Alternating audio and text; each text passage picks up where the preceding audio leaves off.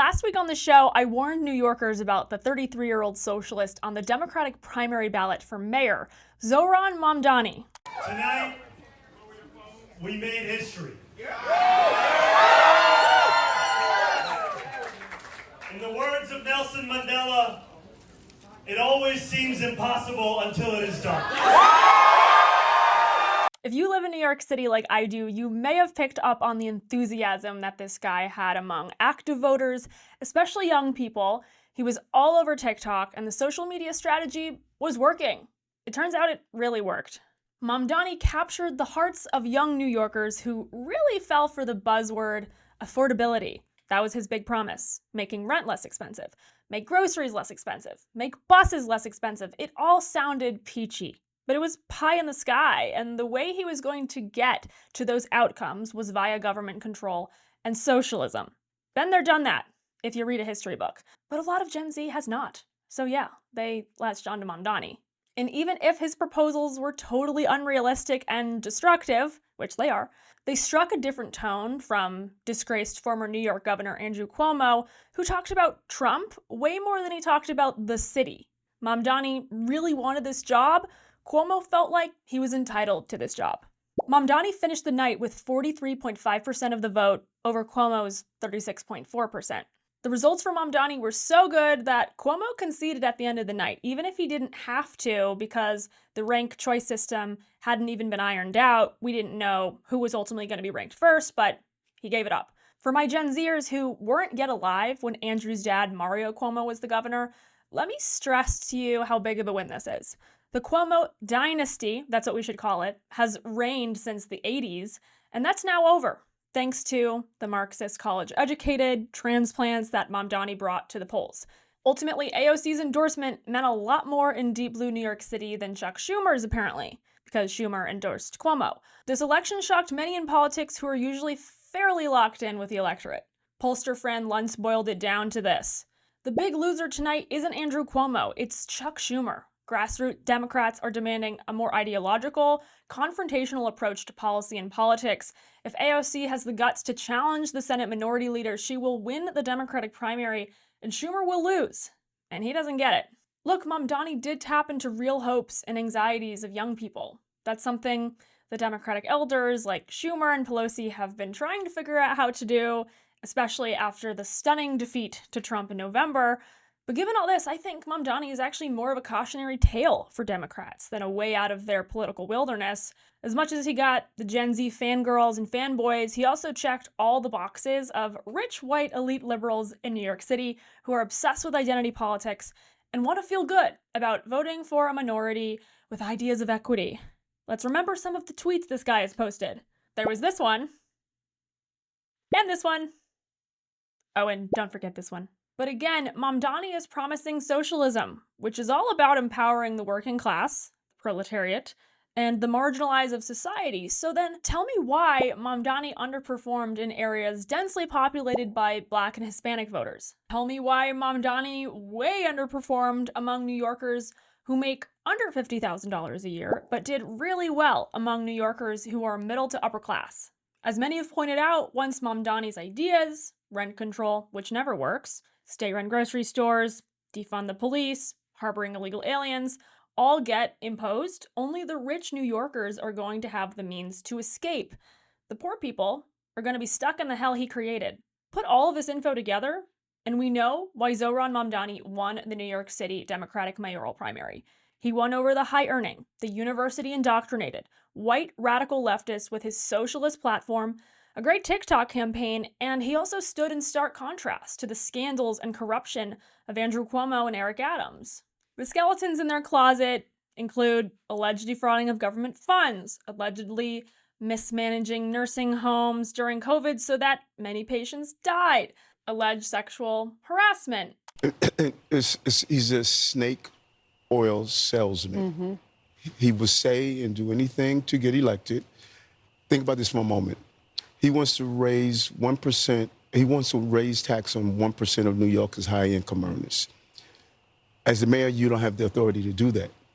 You know who has the authority to do that? An assemblyman, which he is. He wants to do free buses. He could have done it at assemblyman.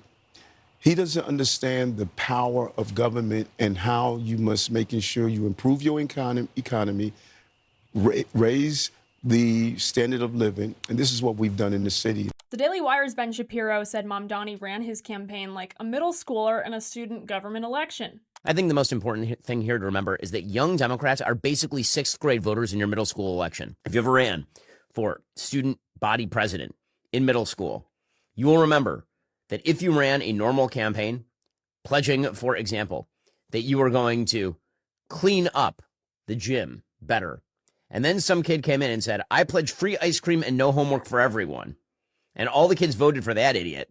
Yeah, that's New York City when it comes to all of the Gen X, Millennial, and Gen Z voters. Yeah, I mean, he's not wrong. Mamdani totally thinks this is just one big Model UN competition, but he was smart in one sense. He realized that all the young Democrats really needed to be convinced to vote for him was by promising free stuff. He promised free public busing, free childcare, higher minimum wage. Who's going to pay for all this stuff? The rich, who are now leaving in droves in anticipation of Mamdani winning the general election. They're going to Florida. They're going to the suburbs. His tax base is evacuating. But in a way, Mamdani was actually quite a populist candidate in that he directly addressed the concerns of New Yorkers, much like Trump did with Forgotten Americans, but his ideas are insanely stupid. Unsurprisingly, he did quite well in those parts of Brooklyn inhabited by the likes of Ella Emhoff.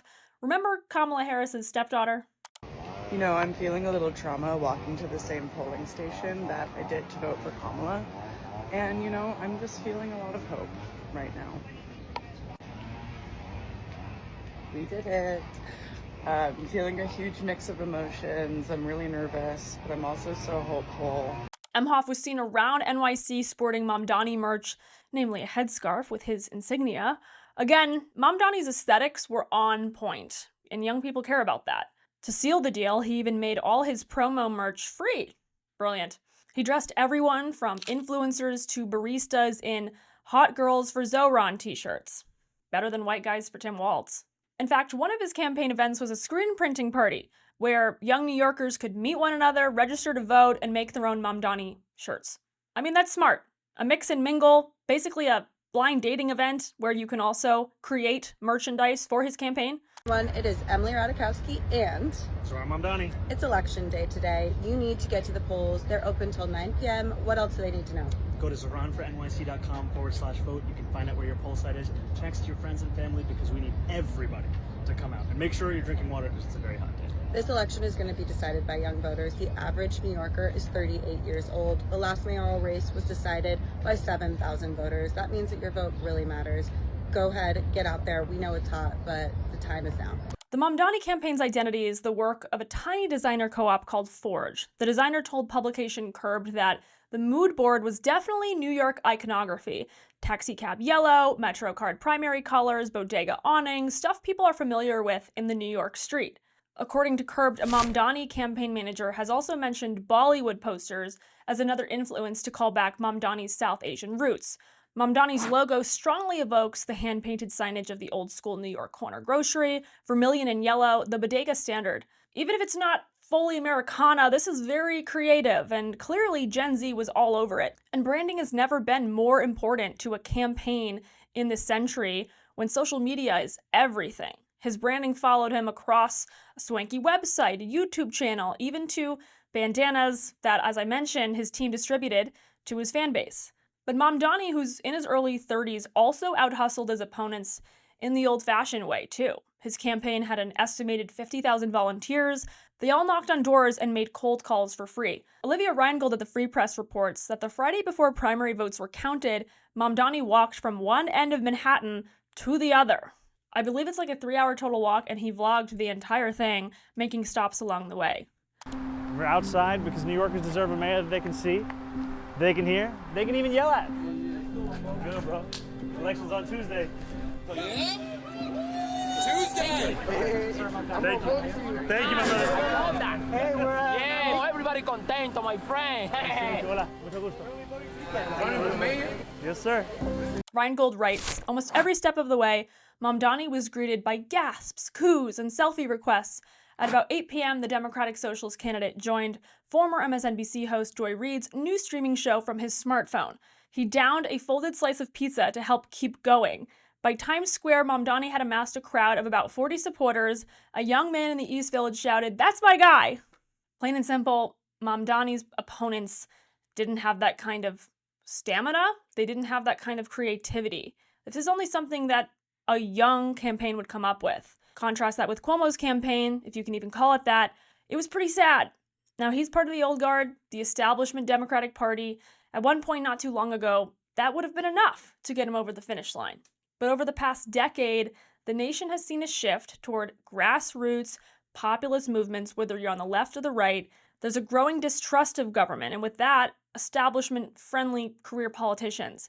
And as new media overtakes legacy media, voters care less and less about who the New York Times endorses or refuses to endorse. The landscape of American politics is changing, and candidates can either adapt or, well, retire.